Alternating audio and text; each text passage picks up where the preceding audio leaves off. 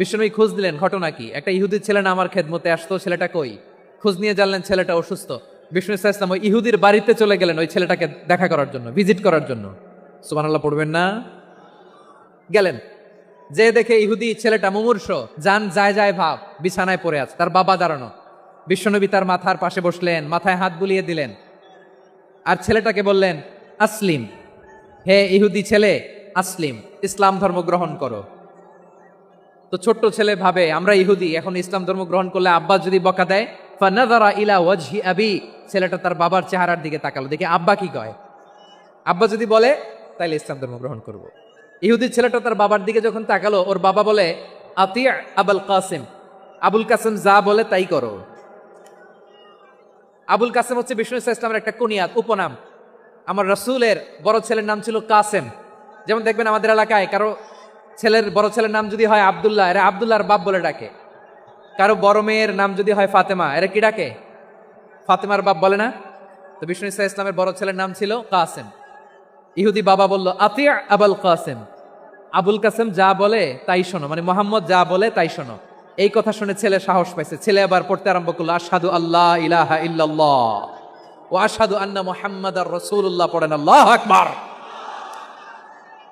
বিশ্বনবীর আহ্বান শুনে ওই আহ্বানে সাড়া দিয়ে ইহুদি ছেলে শাহাদা পড়ে মুসলমান হয়ে গেল। তার হৃদয়টারে ইমানের নূর দিয়ে আলোকিত করে দিল কে?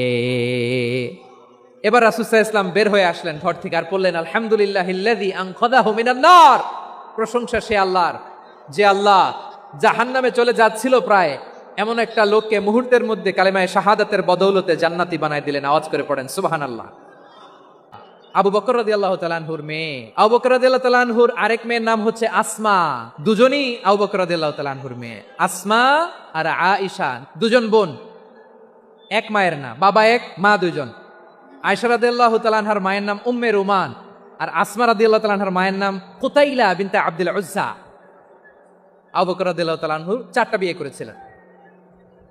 তো একই ঘটনা ঘটেছে এই ফ্যামিলিতে। আসমা ইসলাম ধর্ম গ্রহণ করে মুসলিমা, কিন্তু তার মা কুতাইলা মুশরিকা। আই রিপিট, বোঝার জন্য আমি আবারও বলি, আসমা রাদিয়াল্লাহু তাআলা আনহা মুসলিমা, আর আসমার মা কুতাইলা মুশরিকা। তার মানে মেয়ে মুসলিম, মা অমুসলিম, ভেজাল আছে না নাই? কিন্তু কুতাইলা আর ধৈর্য ধারণ করতে পারে না। নার ছেড়া ধন, কলিজার টুকরা ধন, কলিজার টুকরা সন্তান আসমারে দেখতে বড্ড মন চায়। সাইয়েদানা আসমা রাদিয়াল্লাহু তাআলা আনহা মক্কা থেকে হিজরত করে মদিনায় চলে গেলেন। হুদাইবিয়ার পর যখন মক্কা মদিনার ট্রাফিক স্বাভাবিক হলো, মক্কার লোক মদিনায় যায়, মদিনার লোক মক্কায় আসে। কুতাইলা কলিজার টুকরা সন্তান আসমারে দেখার জন্য কিছু উপহার নিয়ে বিশাল মরু পথ পাড়ি দিয়ে মক্কা থেকে মদিনায় যায়। সুবহানাল্লাহ বলেন। এখন মা আসছে মেয়ের সাথে দেখা করতে, মেয়ে তো আর দেখা দেয় না। মেয়ে ভাবছে আমার মা তো মুশরিকা, অপবিত্রা, তার সাথে কি দেখা দেয়া যাবে? বিশ্বনবীর দরবারে চলে গেলেন। সুবহানাল্লাহ বলেন। কি সৌভাগ্যবান ছিল তারা, মাসলা জানার দরকার হলেই নবীর দরবারে চলে যেত। ঘরে বউয়ের সাথে ঝগড়া হলে নবীর দরবারে চলে যেত। অনেক সাহাবী বলে, আমার পেটে ক্ষুধা লাগলো আমি নবীর কাছে চলে যেতাম, কারণ নবীর চেহারার দিকে তাকালেই আমার পেটের ক্ষুধা মিটে যেত। সাইয়েদানা আসমা রাদিয়াল্লাহু তাআলা আনহা বিশ্বনবীর কাছে চলে গেলেন, যে বললেন, ইয়া রাসূলুল্লাহ, হে ইয়া হাবিবাল্লাহ, ইন্না উম্মি কাদিমাতুন ইলাইয়া ওয়া হিয়া রাগিবা, আমার মা মক্কা থেকে অনেক দূর মরুর পথ পাড়ি দিয়ে উপহার সামগ্রী নিয়ে মদিনায় আমার সাথে দেখা করতে এসেছে গো নবী। আমার জানতে বড্ড ইচ্ছে হয় আমি আমার মুশরিকা মায়ের সাথে একটু দেখা করতে পারবো কিনা।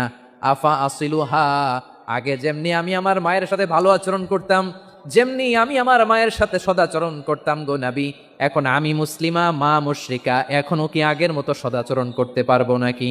বিশ্বনবী বললেন, নাম সিলিহা, হ্যাঁ রে আসমা, অবশ্যই অবশ্যই, আগে ঠিক যেমন তুমি তোমার মায়ের সাথে ভালো আচরণ করতে, এখনো তেমনি আগের মতো ভালো আচরণ করবা। আওয়াজ করে পড়েন সুবহানাল্লাহ। সপ্তম হিজরিতে বিষ্ণু ইসলাম সব সুপার পাওয়ারের কাছে চিঠি দিলেন। রোমান সম্রাটের কাছে, পারস্য অধিপতির কাছে, মিশরের অধিপতির কাছে, সবার কাছে চিঠি লিখলেন।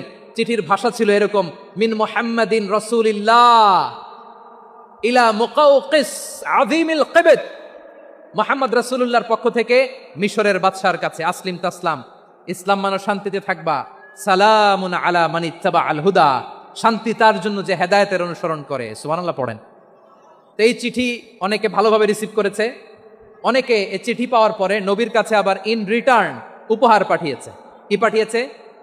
উপহার। মিশরের বাদশাহ মুকাউকেস তিনি বিশ্বনবীকে বিশাল এক উপহারের ডালি পাঠিয়েছেন। মিশরের বাদশাহ মুকাউকেস ছিলেন ধর্মে খ্রিস্টান। লালমনিরহাটের ভাইয়েরা আওয়াজ করে বলেন, মিশরের বাদশাহ ধর্মে কি ছিল? খ্রিস্টান। কি উপহার দিয়েছিল আমার নবীকে? শুনতে মনে চায়? 1000 স্বর্ণমুদ্রা। 1000 স্বর্ণমুদ্রা। 2টা খ্রিস্টান দাসী, একজনের নাম মারিয়া বিনতে শামাউন আল কিবতিয়া, আরেকজনের নাম সিরিন বিনতে শামাউন আল কিবতিয়া। একজন খ্রিস্টান দাস 20 থান কাপড় জামা বানানোর জন্য, আমরা নবী যেন সেলাই করে জামা বানাতে পারে এজন্য 20 থান কাপড়, 20 থান ফাইন গার্মেন্ট। সুবহানাল্লাহ পড়বেন না? এরপরে একটা গাধা যেটার নাম ছিল উফাইর, আর একটা খচ্চর এটার নাম ছিল দুলদুল। খচ্চর চিনেন? গাধা আর ঘোড়ার ক্রসিং এ যে প্রাণীটা দুনিয়াতে আসে ওটার খচ্চর বলে। তো এই যে সুপার পাওয়ার খ্রিস্টান বাদশার কাছে নবী চিঠি লিখলেন, ওই খ্রিস্টান বাদশা আমার নবীকে উপহার দিল। বিশ্বনবী এই উপহারগুলো সানন্দে গ্রহণ করেছে। সুবহানাল্লাহ পড়বেন না? তাহলে অমুসলিম কেউ যদি আপনাকে উপহার দেয়, হালাল উপহার হলে আপনি গ্রহণ করতে পারবেন। অনুরূপভাবে পারস্যের বাদশাহ রোম সম্রাট বিশ্বনবীকে উপহার পাঠিয়েছেন। আমার নবী সবগুলো উপহার গিফট গ্রহণ করেছেন। সুবহানাল্লাহ বলেন। তাহলে প্রিয় লালমনিরহাট আওয়াজ করে বলুন, ইসলাম কি ন্যারো মাইন্ডেড রিলিজিয়ন না ব্রড মাইন্ডেড? আম্মাজান আয়েশার কাছে মাসালা জানতে চায় মেয়েরা, হে আম্মাজান, অগ্নি উপাসকেরা তাদের ঈদের দিন নওরোজের সময় আমাদেরকে পাখি দেয়, নেওয়া যাবে? উনি বললেন, ওরা জবাই করে দিলে নেওয়া যাবে না, কিন্তু ওরা যদি ফলমূল এরকম খাবার দেয় এগুলো নেওয়া যাবে। তার মানে অমুসলিমদের দেয়া উপহার এটা গ্রহণ করা যায়। সুবহানাল্লাহ বলেন। শুধু তাই নয়, বিষ্ণু ঈসা ইসলাম অমুসলিমদের সাথে আর্থিক লেনদেনও করেছেন, ফিনান্সিয়াল ডিলিং করেছেন। অমুসলিমদের সাথে প্রয়োজনে আপনি ফিনান্সিয়াল ডিলিং করতে পারবেন। আমরা প্রায় দেখি বাজারের মিষ্টির দোকানগুলো আমার হিন্দু ভাইদের। লালমনিরহাটে মিষ্টির দোকান, দইয়ের দোকান কারা চালায়? হিন্দুরা চালায় না? তারপরে যে বারবার শপ, চুল কাটে যে নাপিত, অধিকাংশ নাপিতের দোকানে কারা? আমার হিন্দু ভাইরা। তা আপনি চুল কাটতে পারবেন কিনা? বলেন। পারবেন।